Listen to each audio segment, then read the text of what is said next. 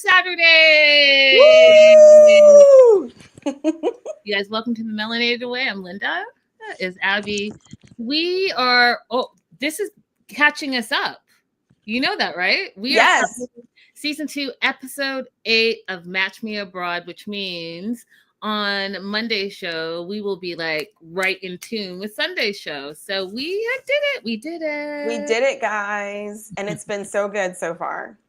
Oh, see, I love everything about season 2. Mm-hmm, mm-hmm. And now that I'm caught up and I'm like, wait, what's gonna? Oh, now I gotta wait. No preview. No free, nothing. But let's jump right into it. What were your overall thoughts, Abby, of episode 8? So, overall thoughts, I'm glad that we get to know a little bit more about Victoria. Mm-hmm. I think the matchmakers are doing really good with all of them. So props to all the matchmakers. 100%. And listen, I don't know what producer was like, no, you need this person, you need this person, you need this person. But they match the right personalities with the right matchmakers. And all of the matchmakers have their hands completely full, but they also know exactly what their clients need. It's fascinating. Yes. Okay, so Victoria and Darren. And remember, Victoria's 39 and Darren's like 27 or 28, something like that. And they're having their second date. They've been texting throughout the days before this second date and really trying to get to know each other a little bit more. And you can see that they like each other.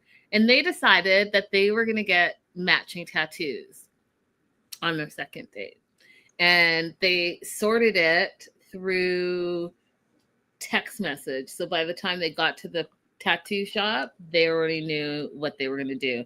And we're going to talk about that shortly because I have a lot of thoughts. But what she said and what I thought was sweet is that she likes this level of spontaneity, this level of fun, and this level of danger. This is exactly what she was looking for. So remember her very first date where the guy put the Tabasco in his eye? That was too much for her. But someone that she's vibing with, she is open to going and getting matching tattoos. And I know I asked you this before, Abby. I know you don't have any tattoos, but would you do something like that on a second date? I'm going to go ahead and say no. I do want to get my eyebrows touched up. They are tattooed. Mm-hmm. But I just, I said I think I would be like open to it last time. No, I'm not. Let's just be honest. Oh, how? After I saw them do it, I was like, there's no way I would do this. Yeah, I wouldn't do it on a second date. And I don't think I would get matching tattoos either. I might get a tattoo, but I wouldn't get matching tattoos. And that being said, they decided they're going to get 2 ghosts, one with breast augmentation and another that didn't, and it was going to be before and after. All I know, it's about Harry Styles. It's about her actually having breast augmentation, which I find fascinating. That's something, Victoria, I would never have thought about you. And then him being a comedian. So they smashed those 3 things together and came up with these 2 ghosts. And what were your thoughts on their tattoo? I did not understand the Harry Styles thing, but the part about the boobs was because the question was, what do you think is your best feature? And her answer was my boobs. Now, remember earlier in the show when they asked her why Ireland, she said because she dated an Irish guy and he told her that Irishmen would love her fake boobs. I am concerned, just because of what we know about her so far, that she's leaning into a physical attribute as her best feature. That just concerns me.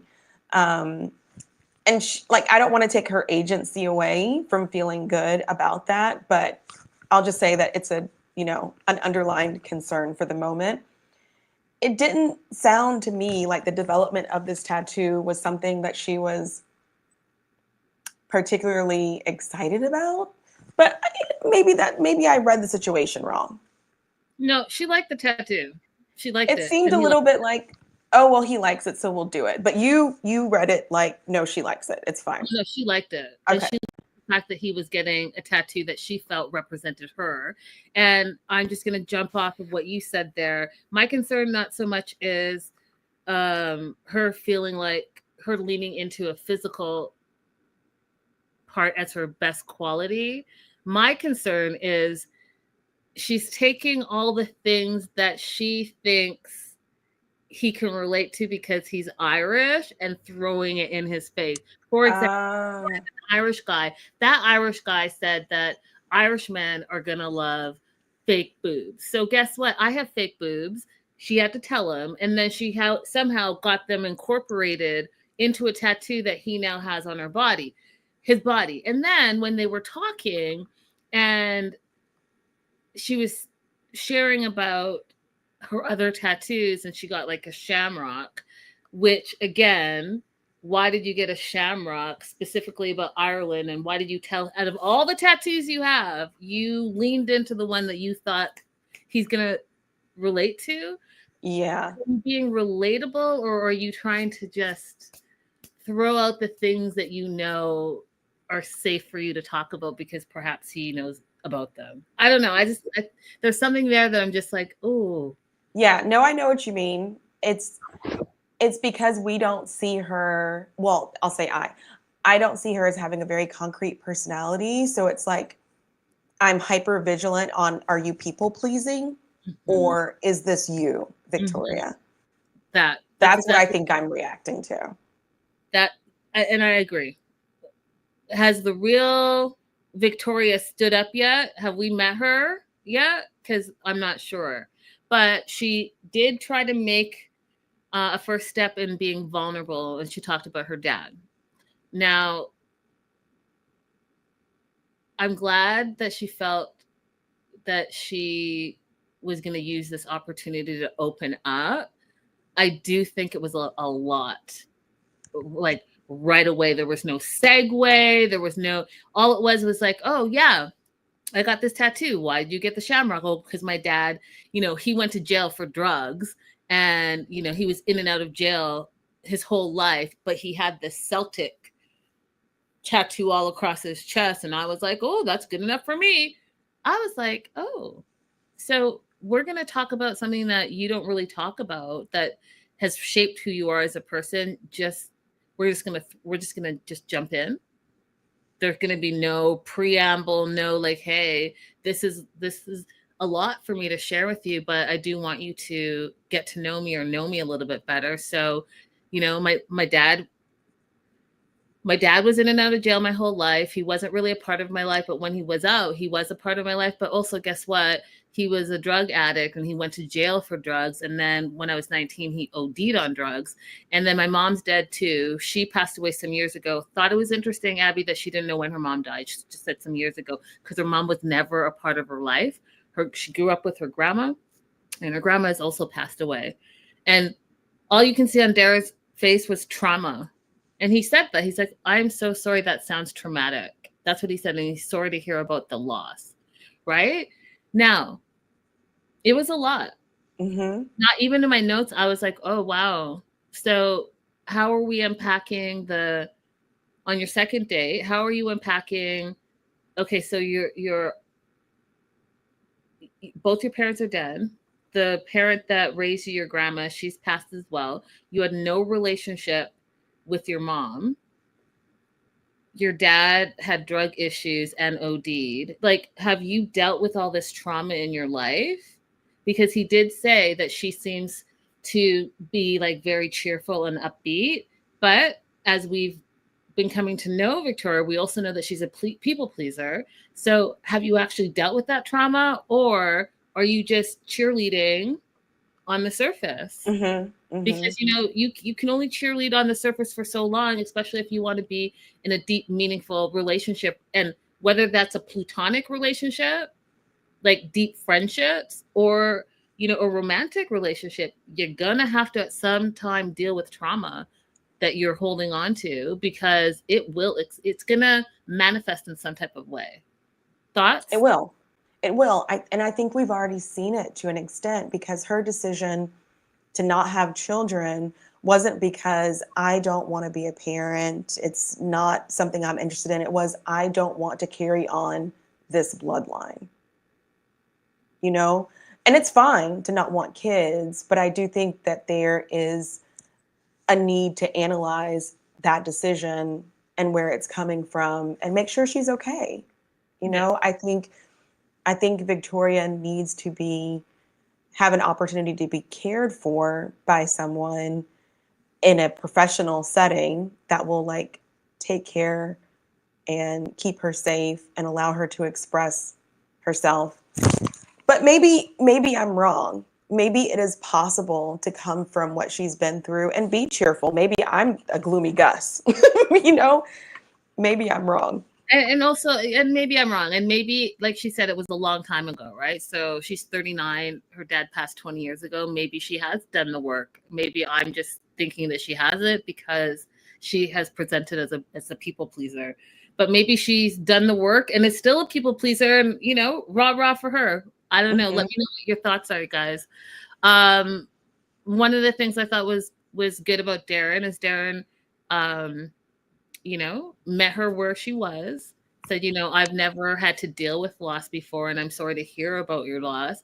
However, you know, I have a messed up family too. He doesn't know who his dad is. He's close to his mom. He's close to his sister, but then he literally said he hates his brother. Y'all got a lot going on. Felt Darren. I appreciate the fact that he didn't try to joke it away. He just said, hey, you told me some facts. I'm telling you some facts. He didn't try to make a joke about it. So no, they were I appreciated that. They were both like, this is my moment. This is my moment. Mm-hmm. So they were both very serious about their family lives. And then he goes on to say, you know, he has a wedding coming up and a lot of people in his family don't like each other, and that's going to affect the seating arrangement so that people who don't like each other don't sit next to each other and they don't interact. And, you know, I'm just going to tell you, throw a little champagne in that mix and watch. I kind of want to be a fly on the wall. I love a little Hatfield and McCoy action. 100%. Same.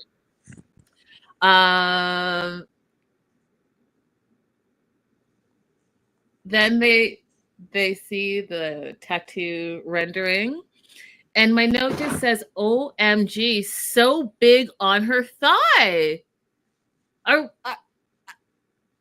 It did not need to be that large. So big, Victoria. I thought it was going to be like half an inch. Maybe it would be like here on your wrist, or even if you got on your thigh. You centered that bad boy, and it was huge. His was like on the back of his calf, right? In the midst of some other tattoos. So, you know, it's not going to be like, oh. Right. His can be like easily covered up. Why was it so big? That's what I would like to know. That's what I would like to know, because first of all, he even said it, and this is how I feel about it. He said, I don't think many people are going to copy it. No, I don't think so either. I don't think so either. I would actually double down on that and say, I don't think anyone's going to copy it. That's just me. Hey, Becca.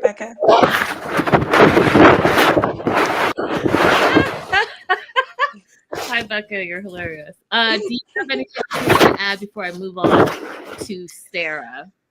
No. Let's go with Sarah. I do think Sarah's problematic. She's problematic in different ways. So she has a second date, and her second date is with Sean. And if you guys remember, Dolly is her matchmaker. And, you know, basically Dolly's giving her what she wants. She wants to live and lead a life of luxury. So, you know, we talked about it on our previous show, where the thing that worries me, number one, about Sarah is that she judges someone immediately. So listen, if you were in Studio City in California at a Trader Joe's, you're going to see someone in blue pajama bottoms, like a red and black Mac jacket, skitty hat that's from the Von Dutch days, and some sunglasses. You're going to be like, wow, that person looks homeless. But you know what? That person is like Jack Nicholson. That person's a list celebrity that you would judge and think they're poor because that's what you do. So the guy that you had a date with last time, he just told you first date stuff and you automatically assume that he wasn't at your caliber. But Sean, okay, you see him and you automatically think that he's financially stable and he is wealthy and he is your Prince Charming. And this is all in the first 5 minutes. I was like, oh, so, okay, Sarah, I see. You're a little bit problematic for number one for that. And then Sean was problematic from the beginning. But he shows up in a vintage Rolls Royce, and she is so impressed. But what were your thoughts, Abby, before I tell you what my thoughts were?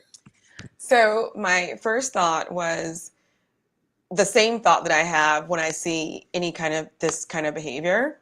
This person is deeply in debt.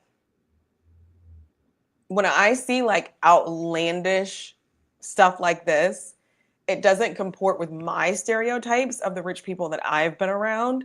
So I think you're being flashy to cover up for the fact that you are actually deeply in debt and you feel somehow inadequate. I mean, Becca says facts. I felt Sean was a red flag from the beginning. So here's why. The vintage Rolls Royce, the fact that he gets in and she immediately says, oh, what do you do for a living? And he's like, I'm in finance and I'm a health coach. And then he pulls out a photo of himself, of him and his like, chest and his abs. But the photo, if you're a health coach, I'm sure you have plenty of other photos of you and your abs, but you specifically took out the photos of you on holiday with your ex in the Maldives. That's the photo you want to show, that you're happy with your ex. And when I say he mentioned his ex 3 times on their date, that was a red flag to me as well. Twice unprovoked. Yep.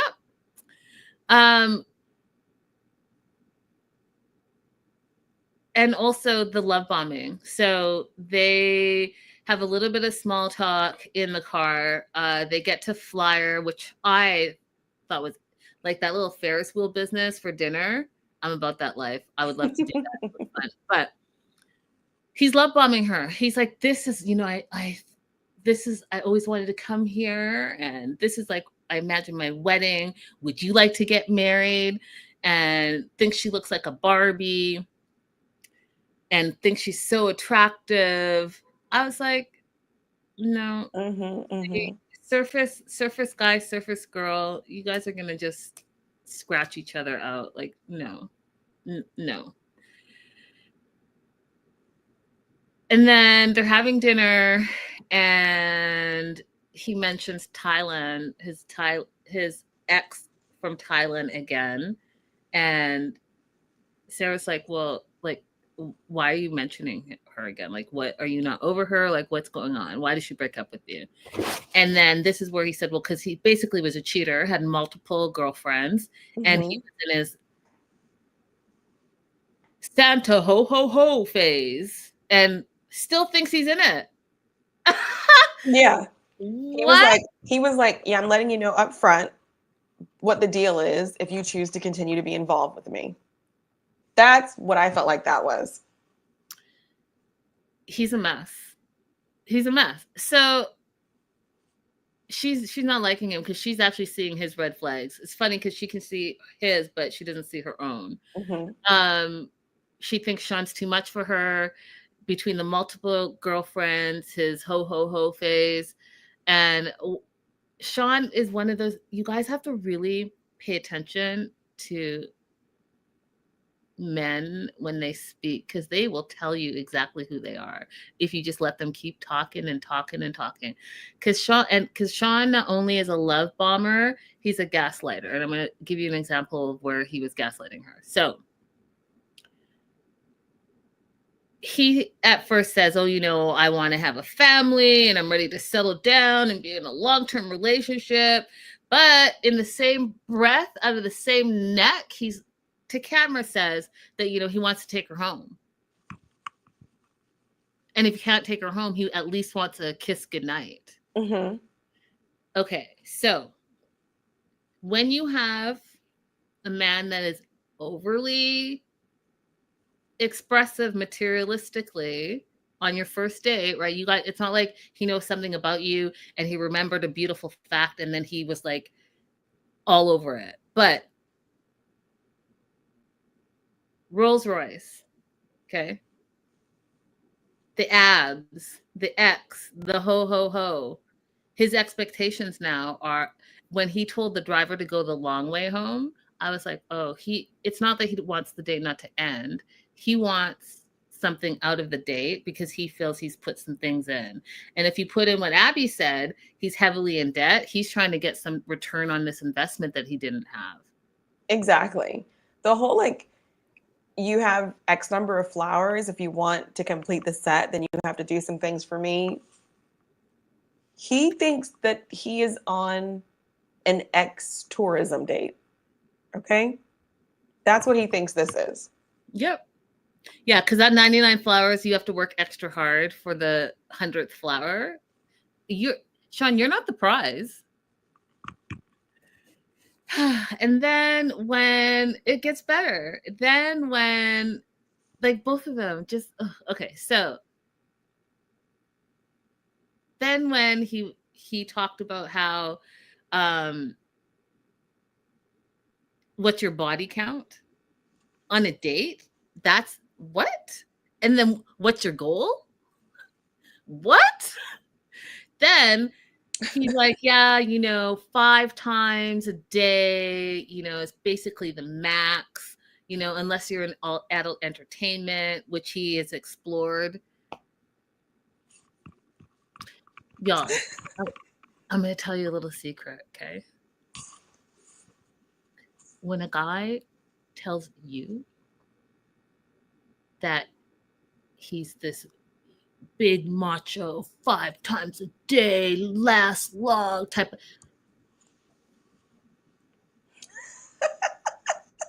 promise you. I promise you.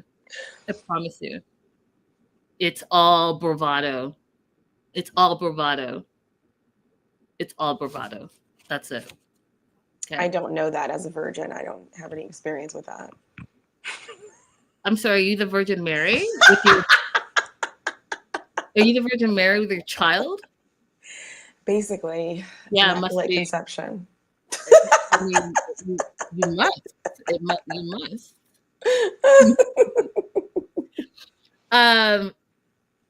And then when Sarah, this is another red flag for me personally, because I feel like you are not only stereotyping, but you're sexualizing something that you saw on TV. So when she said that she wanted, quote, a crazy rich Asian, and yes, Sean is crazy, yes, Sean is rich, and yes, he's Asian. I didn't like anything about that. I didn't like anything about that. When she said it, I was like, okay, what she's saying in isolation, incredibly offensive. But when you put it together with her whole like love of fairy tales like Cinderella and Snow White, it kind of makes sense because the movie Crazy Rich Asian is like a fairy tale love story. And she's not a realistic, Sarah is not a serious person. She's not a realistic person, you know, like, so.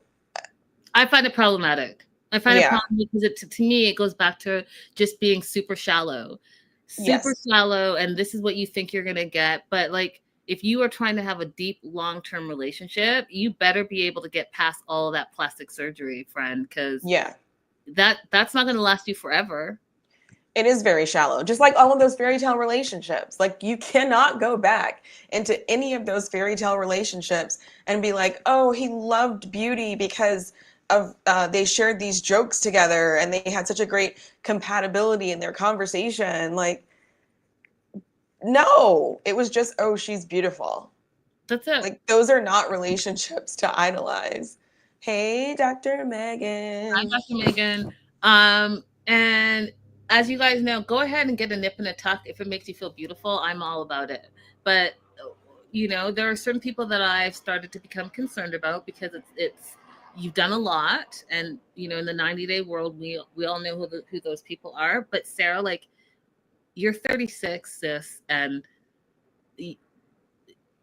this should be it for you, because you are not, in my personal opinion, looking 36. It's too much going on. But if you feel beautiful, and then that's where, because we remember, I think when we first met her in the second episode, she was like, I've done a lot of work to get to where I am, and I feel confident in who I am as a person. That's great. That's great. But I have a sneaking suspicion that you actually don't, because the way that you're still super surface about the people that you're bringing into your life is worrisome to me.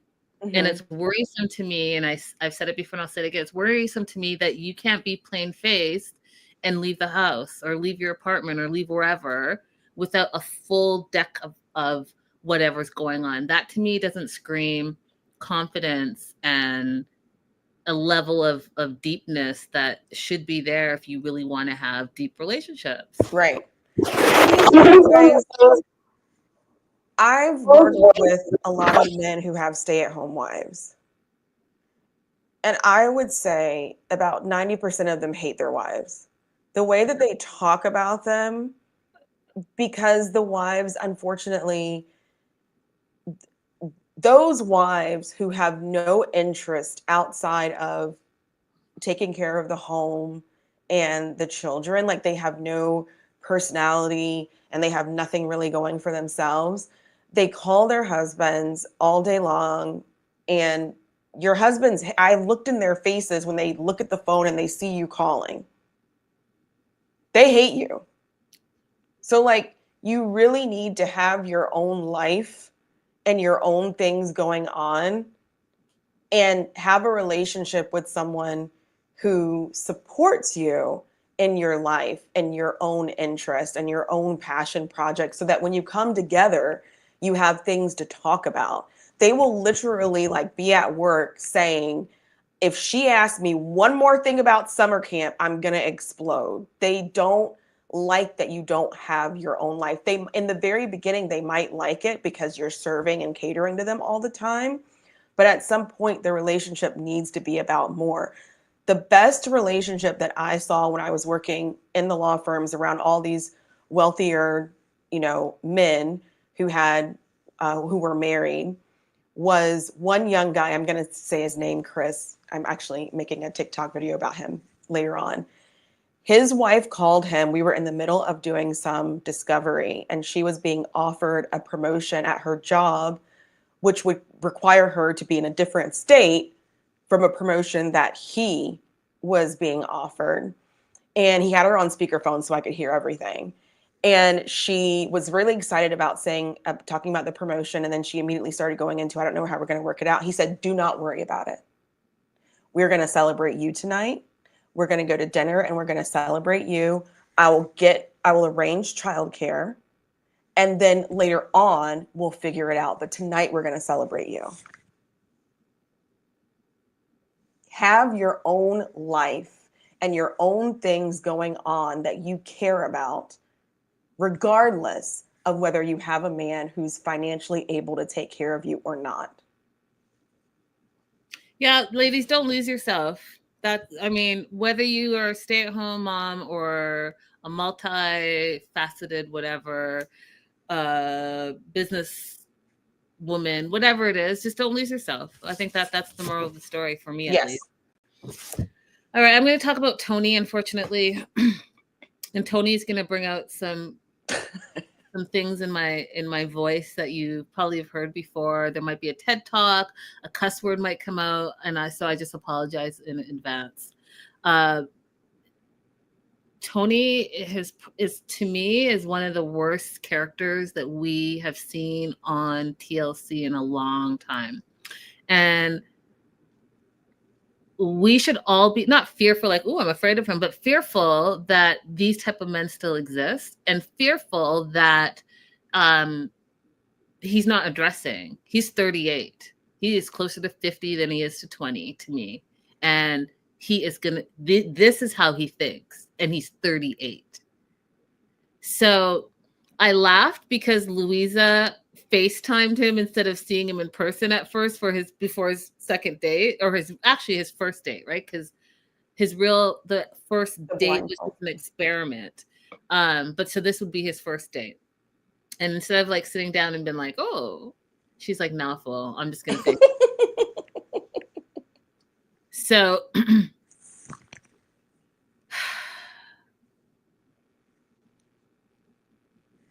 I'm taking a minute so that I don't go off. So you can tell that he has incel behavior when he was in his hotel room drinking honey, and the honey was like pouring down his face because he has no etiquette.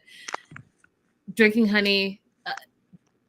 Then he has an energy drink, and he does that pour where it's like there's air between. He lets just like very frat boy mentality, and he's hyping himself up in the mirror. And it's not like, hey, daily affirmation, whatever. It's that hype, like just being a slob, And the simple fact that this fool thinks he looks and is better than what's reflected in the mirror is crazy to me, y'all. It's crazy. The fact that he has all these crazy, ridiculous standards that he has to have in a woman, and he's not reflecting at all with himself, is mind-boggling. Mind-boggling. So he has a date with Marina, and all he knows is that she has long hair, she's beautiful, and she's into martial arts.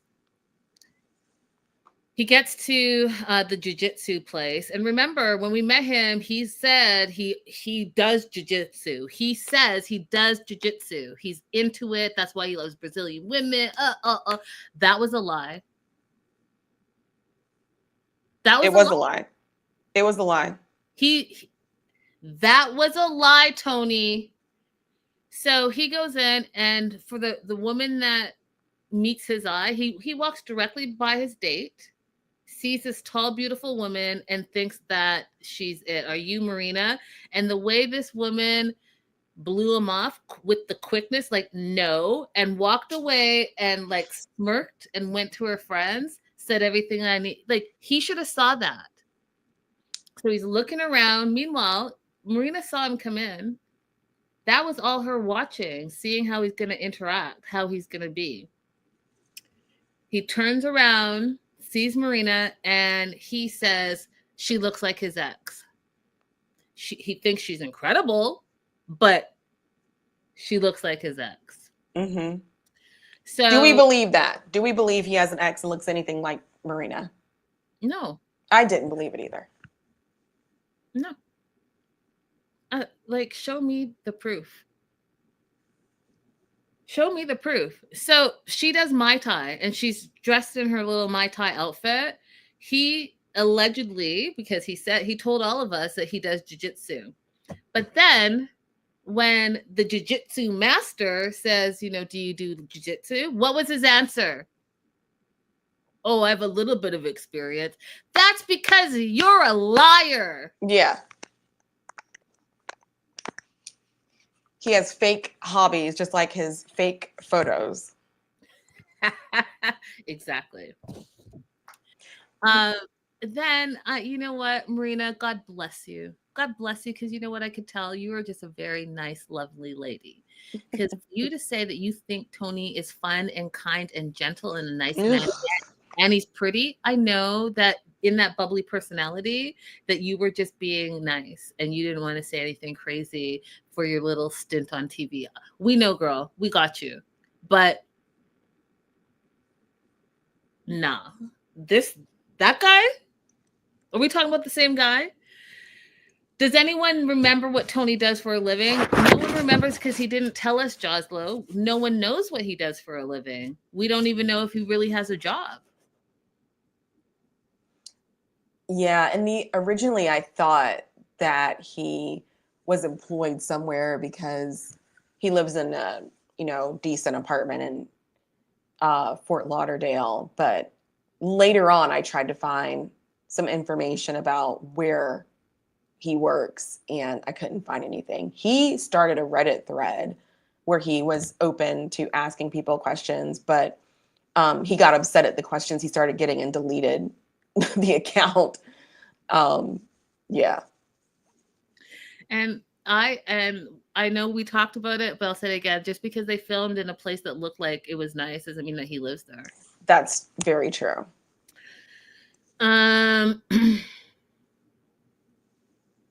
So they do a little bit of jiu-jitsu. He says that he thinks it's attractive that she will be able to defend herself when he's not around.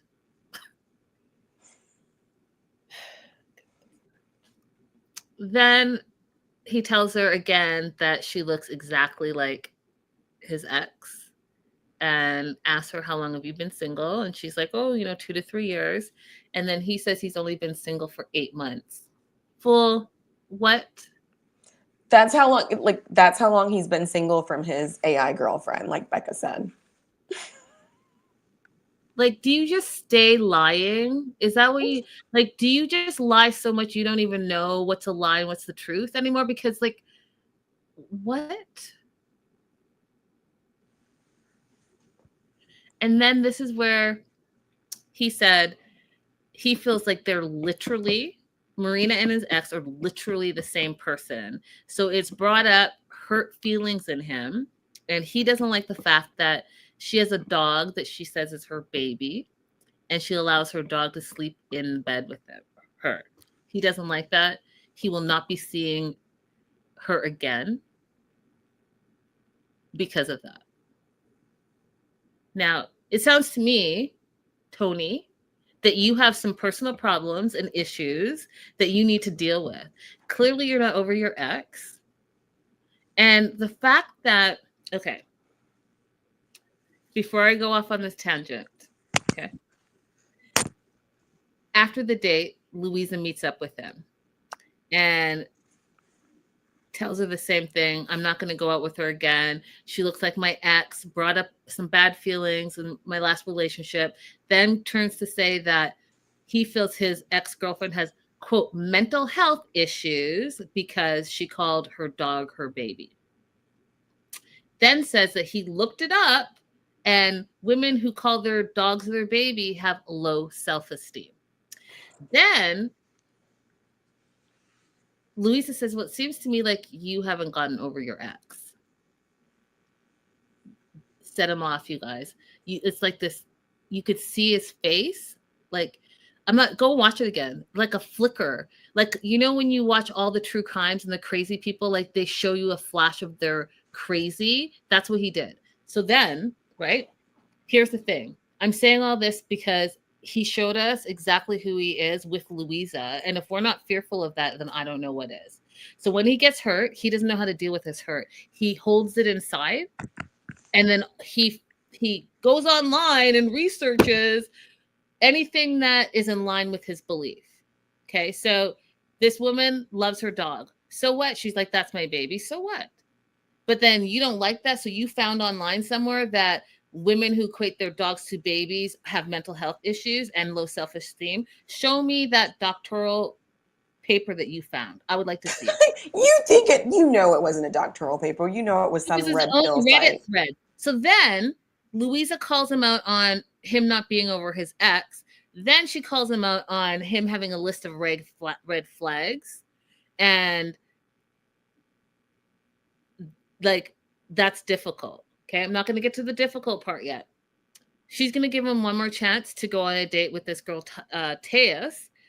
She recently cut her hair.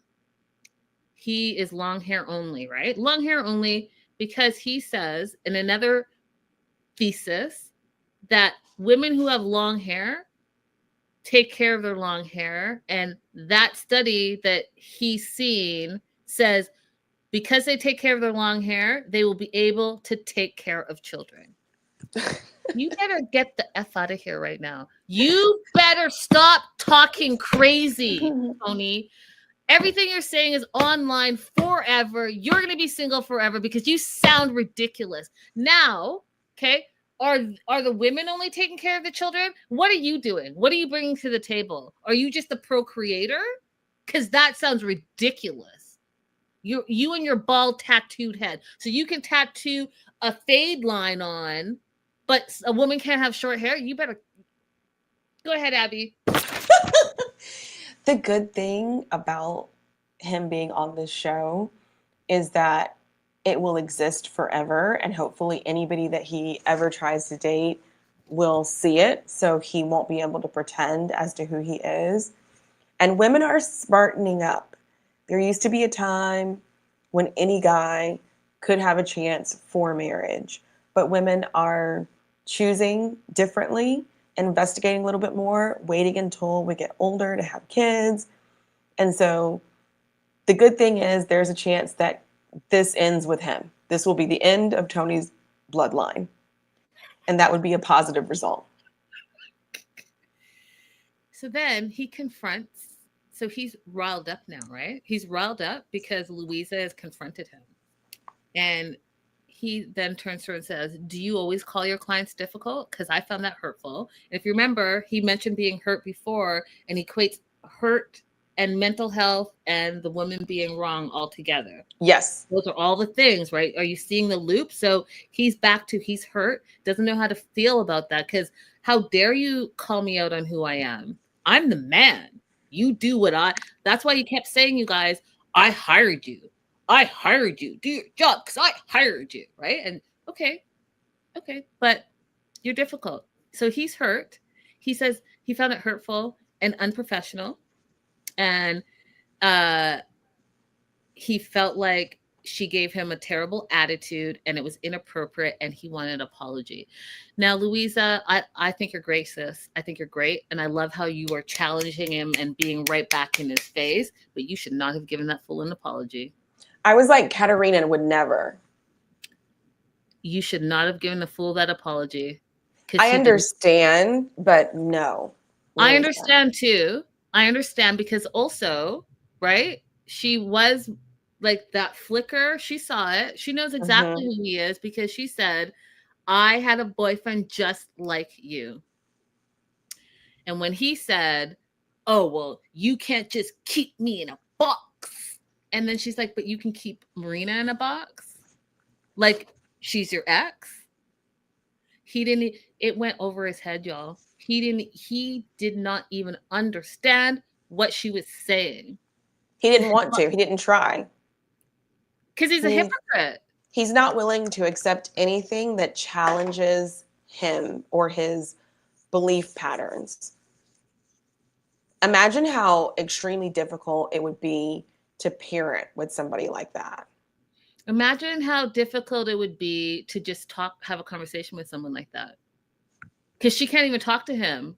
Yeah, you're not allowed to have any feelings. Because she even said that. She said, well, can I finish speaking?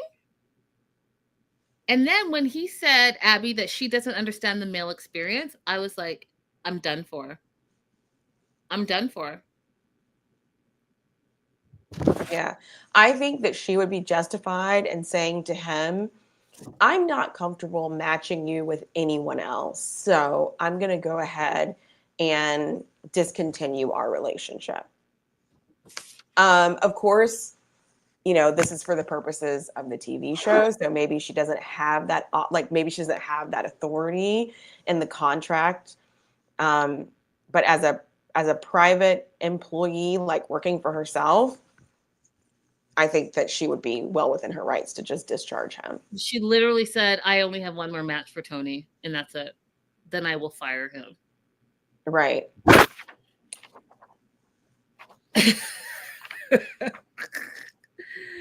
Jazlo says, makes you wonder what kind of people raised him. You know, Joslo, I don't know what parts of the internet you guys exist on right now, but I have been watching a lot of guys go through how they fell into like red pill thinking and incel thinking and like how they got themselves out of it. And it's been very interesting to watch because a lot of them have no idea they're falling into it. When they describe their stories, they are experiencing rejection when they try to date. And then they go online and receive validation in their hurt feelings from these certain like dating guru type people. And then like before they know it, their whole algorithm will change and put them more and more like into those kind of speakers, let's say, those kind of like YouTube channels. Listen, if you ever are just really bored, go into like search deconstructing red pill thought and listen to one of them tell their stories of how they got where they got. It's very interesting. Not justifying it, like it's horrible. But there are a lot of, if you are a parent of a teenage boy, you have to be really vigilant about what kind of media they are consuming, because it's very covert how a lot of men and boys fall into this kind of thinking. So I'm just saying, like, Tony's parents could be decent people who just didn't supervise what kind of media he was consuming, or he became like that as an adult. Yeah, it's okay. So you've seen some of them. She said, "I know what you mean." Like, you've seen some of them. It's interesting to me. Like, anytime that somebody has a deconstruction story, like I also love watching cult videos, like people who are coming out of cults. I'm really all into that kind of stuff. Sorry, I went on a little tangent there. Oh no. Dude. I'm all about it. I go off on tangents on the regular. Last and certainly not least is Amber. Amber, you are amazing TV. You're just so good TV. You're just so good TV, Amber. So good, so good. You know what? Her personality just like, she just brings you on the journey, and I get it. That's all I can say. I get it. I get Amber, like if she was to create her own YouTube series, I should actually look and see if she has a YouTube channel. I didn't look and see. But if she had her own YouTube series of traveling, I would watch it. How fascinating. She just brings you in, you know. And so she is on this date with Glenn still, and she does it's 444. I've heard 1111. I haven't heard 444 before, but make a wish. And he jumps right into it, and he's like, "Please let Amber pick me for a second."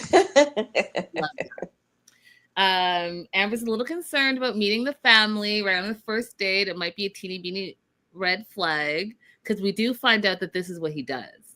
He brings his dates home to his family, because he's like, if you're going to get to know me, you're going to get to know my family. So let's do it right in the beginning. But one of the things that she does love about him is that he has his own place. He moved out at 22. You know, he went to university. He's got a degree. He's financially independent, all the things, right? So box check for Amber. Goes to the house, and you know, we didn't know the whole family was going to be home. So Gary, his brother, Dolores, his mom, Kevin, the dad, all home, all ready for dinner, all waiting for Glenn and his date to come over. And so you guys, I'm going to be honest, because I had seen the clip of the dad, and they rage baited me. Okay. They rage baited me, because what you're not about to do when you very first meet someone is a Black woman specifically is compare them to the one and only Black woman that you know that's on TV. You know that that's offensive, right? And so when I saw the clip and that's all I saw, I was like, oh, Lord, what? Right? But then that was not it at all, you guys. And I'm not the only one. So Amber was like, said the same thing. She was like, now, what we're seeing here is that Glenn has never dated a Black girl. Right? So it was that whole thing. But she's very hospitable. She comes in, she's greeted. They're kind and greet her as well. And dad offers her some wine, and they sit down, they start eating, they're chit-chatting. She's like, what kind of girls does Glenn usually like? And the mom says, you know, usually like petite girls. And this is where the Diana Ross thing, your hair is like Diana Ross. But then she just rolls with it, right? She rolls with it, and she talks about herself and the things that she likes to do. And one of the things she likes to do is dancing. And her mom enrolled her in like ballet and all the stuff and clogging. Now that hit a nerve with them because, you know, with Irish clogging and the Irish river dance. River dance, thank you. So Amber gets up and Glenn, the sidekick, puts on some Irish gig music and off she goes in her little clogging little outfit. Super adorable. The dad loves it. Dad starts dancing. She throws the mom into it. The mom loves it. Everyone's having a great time. It's like her personality just, it was like a tidal wave, you guys. Came in, she swept them all away. So much so that the parents love her. Say she has a huge bubbly personality. They're talking about they wouldn't mind her being their daughter-in-law. Talking about coming to Texas already. Like, no. They're raring to go. 100%. Sold. They were like, let's do this. Let me set the date. Let me book my tickets. Let's do all the things. Glenn also thinks she's amazing. And you know, when I know this for a fact, when the significant other gets along with the family, the guys really love that. They really love it. They really love it. They really love it. That parent stamp of approval, all the things. So he likes her. She likes him. I was surprised, and I'm going to tell you something about myself, you guys. I was surprised because I personally feel like I'm a really great judge of character. Actually, I know I am. And I also follow my gut. My gut is like amazing. However, I did prejudge Glenn. There's some things that I prejudged him on that I feel like I'm not committing 100%, but I'm 90% sure now that I could be wrong about those things. So there was only one thing in the situation that gave me some, well, there are two, but I'll talk about the second one that gave me some pause. Mom said he usually dates girls who are very reserved. So I was wondering long term, because Amber's consistent in who she is. I didn't hear that. Long term, yeah. She said that when she was the same time that she talked about, like, I could see her as a daughter-in-law. So long term, is her personality going to be overwhelming for Glenn if he's never dated anyone who's that extroverted before? Maybe it'll be fine, but that was something I was thinking when it came up. And then, of course, the first thing I was thinking is, for me, I don't want to embark on a intercultural, cross-cultural relationship as the first. I don't want those challenges. Amber seems more than willing and open to it, so fine for her, but that would be a thing for me. I don't want to be the first. You could be the first and only, though. I don't want to be the first. I don't want to be the first time that you have to have these cross-cultural conversations. I don't want to be the first time that you have to think about what it's like to have a biracial child. I don't want to be the first person who's bringing up certain topics at the dinner table concerning politics. I'm not interested in being the first. I don't want to do all that work. I want to have a peaceful house and home where I don't have to, inside of my own home, I don't want to have to be doing social justice work. But okay. But how do you know that those conversations haven't been had? Because you just called me Diana Ross. I don't look like Diana Ross. The only thing that we both have is big hair. There are no facial feature similarities there. You're talking about his family. But yeah. Maybe he's done that work. Maybe okay, let me think about that. I don't know. Someone has to be the first. And if you're great at it, why not be the leader in it? Same reason I didn't want to be the first at my law firm. I'm not interested. And I felt bad at the time, like, dang, somebody has to break the glass ceiling. People did it during civil rights. How come I can't do it? Then I was like, no. My peace is more important than breaking this barrier that should have never existed in the first place. I'm out. I'm leaving. Oh, okay then. Fair enough. Fair enough. So they both like each other a lot. Looking forward to a second date. They have a nice kiss right in front of the parents' house, y'all. And then Amber surprised me because she still feels torn with Kevon. Why? Last week he didn't even call you, and he wasn't responding to your text, and he wasn't making you a priority. What are you torn about? There's nothing to be torn about. Kevon's gone. And I'm not saying like he's gone because you have a new contender. He's gone because of his own behavior.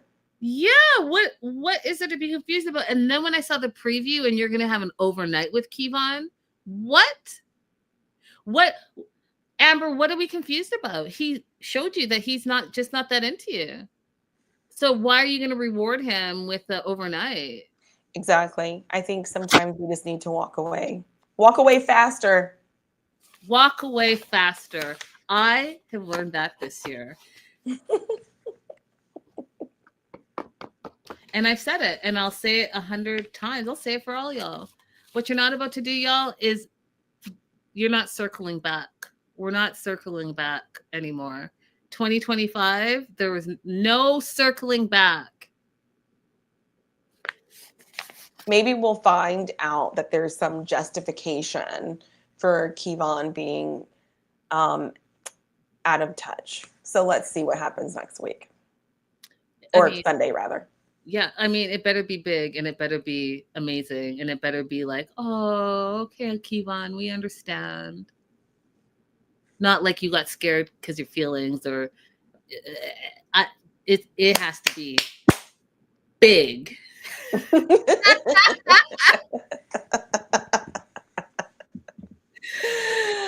Rosalind says, have an overnight with this guy. At least he lives alone. Fact. He lives alone and his family loves you. So, right.